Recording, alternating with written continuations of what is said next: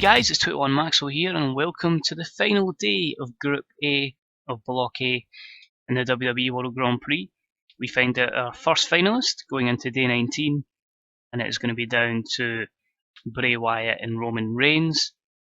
Roman has a difficult champion versus champion match against Sami Zayn. He must come through that matchup, he must win, and hope that Finn Balor defeats Bray Wyatt, or Bray Wyatt will be victorious. So it's going to be interesting. We've got champion versus champion. Balor versus Wyatt is like Demon versus a guy that's completely insane.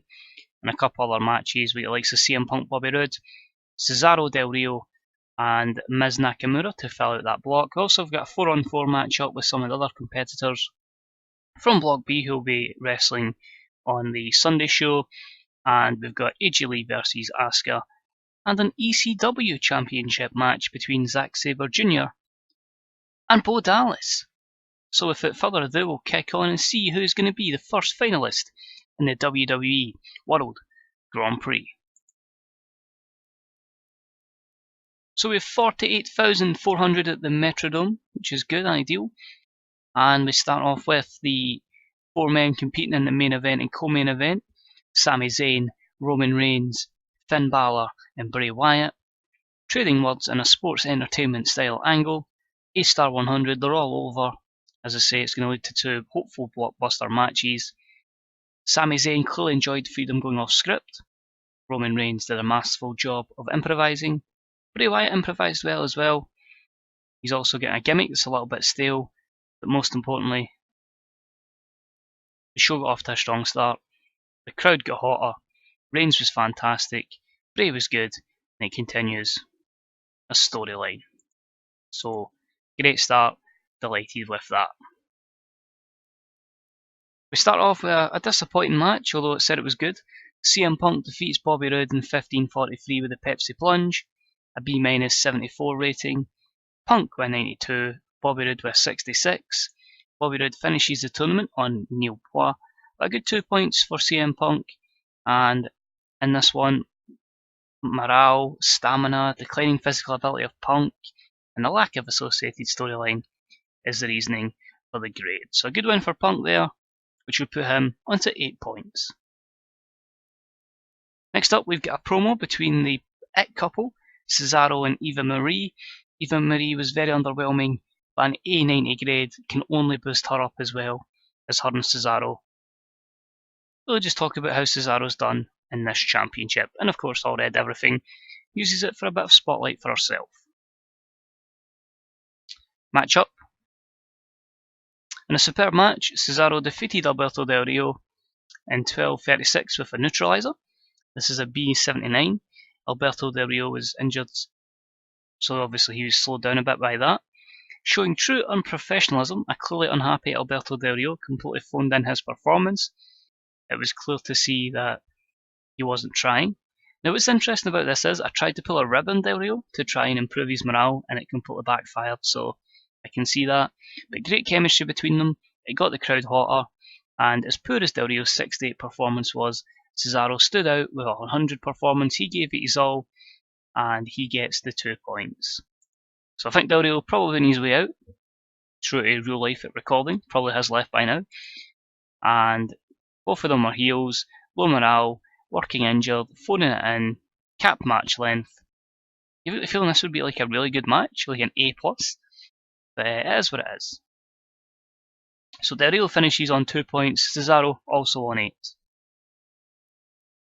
Next up, and about the head subpar wrestling and Little Heat, it was AJ Lee who defeated Asuka 9:36 with the sliced bread number 2. C63 is okay. 59 performance for AJ, a 58 for Asuka. We still need to build AJ up, but a good victory for her. No skill improvements here. Very few negatives, just inconsistency of Asuka. So I'm quite happy with that, giving some of the women's wrestlers an opportunity, which I feel they've taken.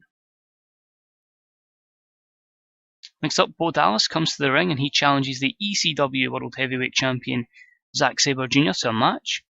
With D47, Bo clearly enjoyed going off script. And that matchup had subpar wrestling, also Little Heat. But Zack Sabre Jr. defeated Bo Dallas in 11:04 by pinfall via the Tiger Bomb, or Tiger Suplex, sorry. Zack Sabre Jr. makes number 2 title defence of the ECW World Heavyweight Championship, a C65, a 69 performance from Zack Sabre Jr., a 44 for Bo, a good opportunity for him to showcase his talents nonetheless. No skill improvements, and a few negatives there, including holding back.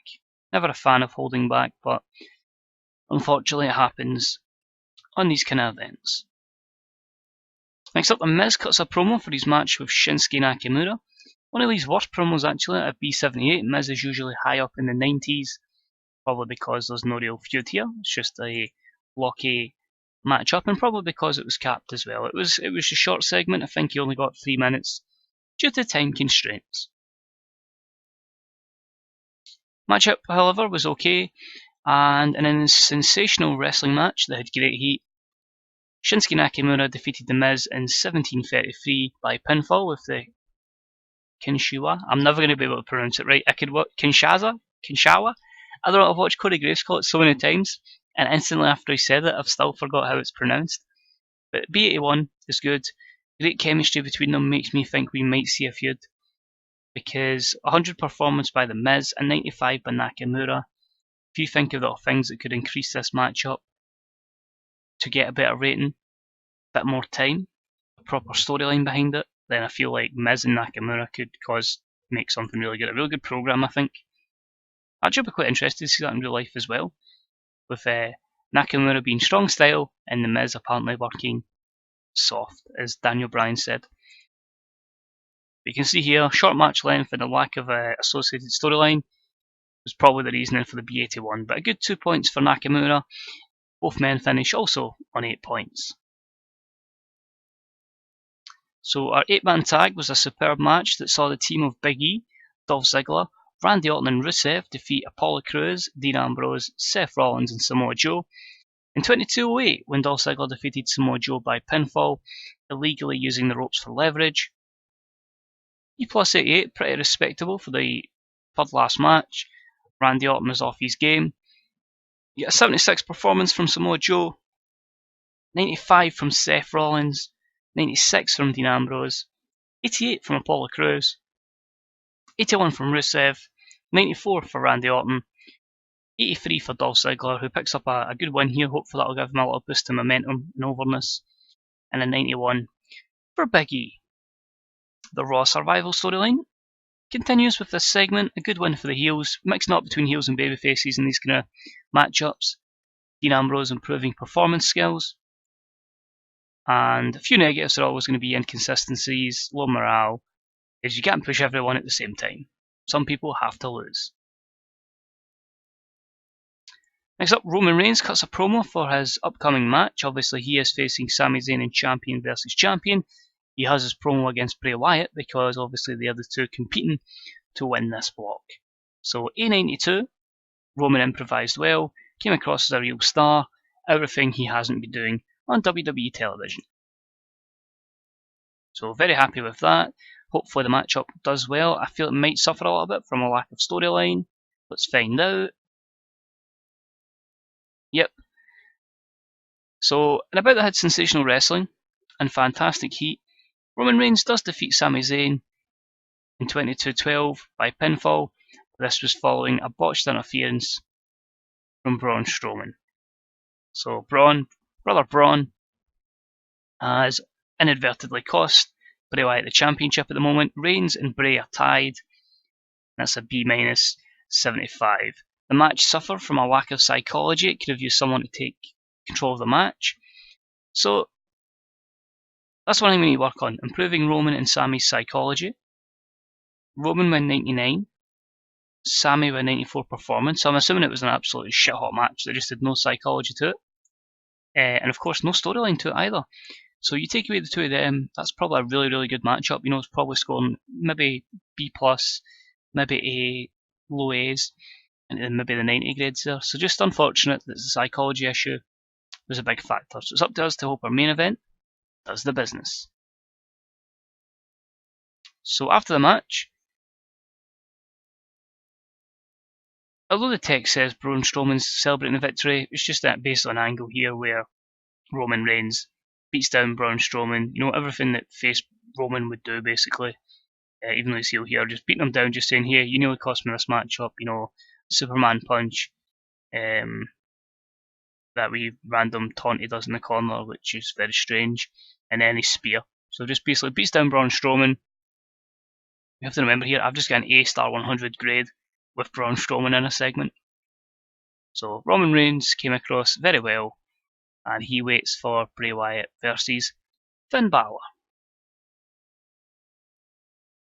Which, in an unbelievable matchup, Bray Wyatt defeats Finn Balor 22 minutes and 9 by pinfall with a standing senton splash, because during this matchup Roman Reigns accidentally hit Finn Balor, leading to Bray Wyatt picking up the victory, winning Block A and remaining undefeated. So A-star 99.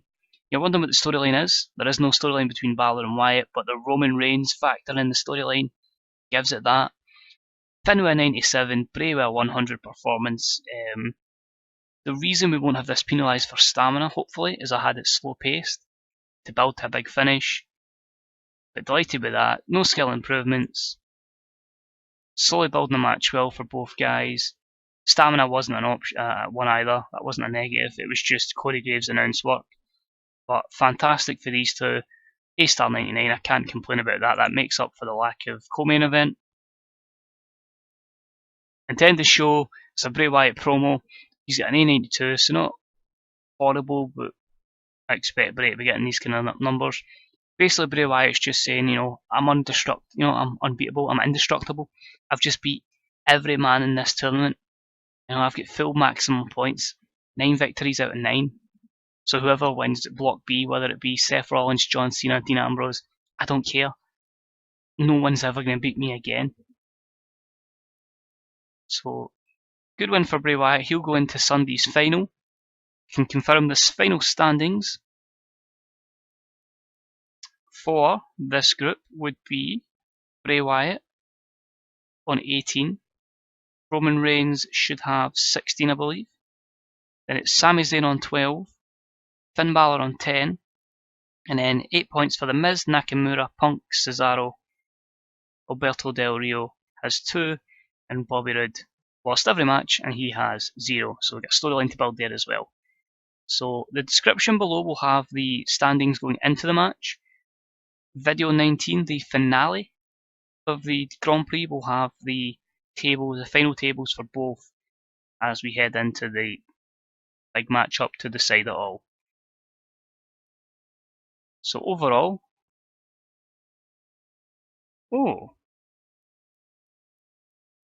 we actually get a B-77. We lose Pop in 79 regions because I only moved along that one storyline. Shit, so I didn't move over the women's storyline, which I've normally done, and yeah, that's a bit of a hindrance on my behalf. That would have been an absolutely amazing show. That would have gained Pop without a doubt. Again, it's one of the things with the G1 Light tournament where if you don't progress the storylines in WWE terms, then you're going to face the consequences, and unfortunately, I've done it well so far, and I've been found out on one of the last shows. So a show that should have been absolutely amazing has been hampered for that. So hopefully we'll fix that, and we'll learn from it for our semi-final, our other ending final show in day 18, which is of course Block B's last matches, and the same for the grand finale. So obviously we will give praise to Bray and Finn and Cesaro as well, because he carried an awful Del Rio performance. So please from Bray, please for Balor, please for Cesaro. They're all pleased with me. Hopefully we don't get too many negatives from the guys who are obviously running it, the coverage from the companies. Let's have a look here if there's anything that affects us. We've lost Viper, I've let her go. I just feel like she's not quite at the level we need her at just yet, but plenty of time for her to improve. She's young enough. Evie says she gets nervous. But apart from that, you know, the vast majority still like the show, and that's not bad considering, you know, the rating should have been a lot higher than it was. You know, it was a mistake by me. So Candice LeRae is back from her suspension. Big Show's development contract. He's a trainer, so we'll extend that. See, some of them have only got a couple episodes to go. That's cool. We need Rusev and Randy Orton need a break. ITV are obviously unhappy because that didn't make the requirements. So overall, I'm happy with the show. I have to laugh at this because Finn Balor and Zack Sabre Jr. clearly are friends in real life. It's clearly documented. Finn said this on a few occasions. But it's really just a show that I kind of need to learn from. Moving along storylines. As I say, half these storylines won't even be the ones at Survivor Series. They'll be kind of building to new ones. There's ones that I can't actually put through just now because they spoil the outcome of the tournament. So we'll sort that. I need to fix a lot of these morale issues. The worrying thing is a lot don't even have small now. It's just like minor, it's morale issues. So it's going to take a lot of booking. But at the end of the day, I've got a big roster. Unfortunately, that happens. And the other thing as well is like I can't put everybody on these shows. So it's a negative for doing this kind of format.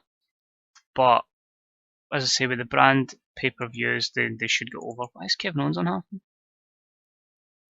He's annoyed because he's missed 2 Grand Prix, which I probably gave him a break from. And KO, I'll give KO 10 grand, see if that keeps him happy. No, but we've got big money. A lot of guys will get booked properly. Only really Del Rio is unhappy and not going to extend his contract. Everybody else probably should. But if I could just go at the storylines quickly, like if I'd have done something between John Cena and one of the Wyatt family, we would have been fine. That storyline's perfectly fine at A-Star 97. Didn't progress that. We've not got 3 storylines over. So I need something again between Cruz, Owens and Zayn. So if they were in a matchup with each other, that'd have been fine. Orton and Balor, even a distraction there, and something for the women. So we're not doing terribly. It's just because of the G1 Grand Prix type style. Once we're back in the Survivor Series, we'll be bossing that and we'll be meeting the requirements that the fans are requesting. So that's going to be it for this episode. We now have to unbook ECW.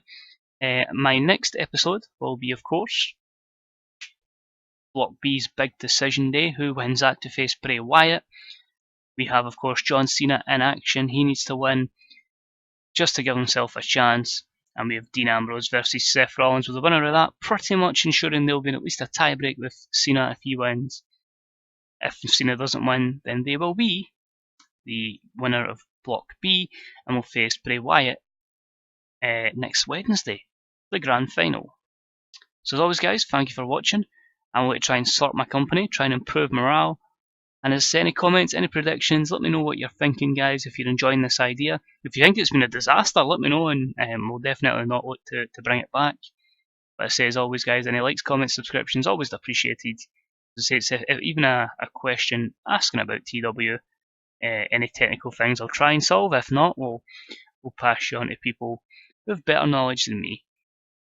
As I say, thanks for watching guys. I'll see you later. Bye bye.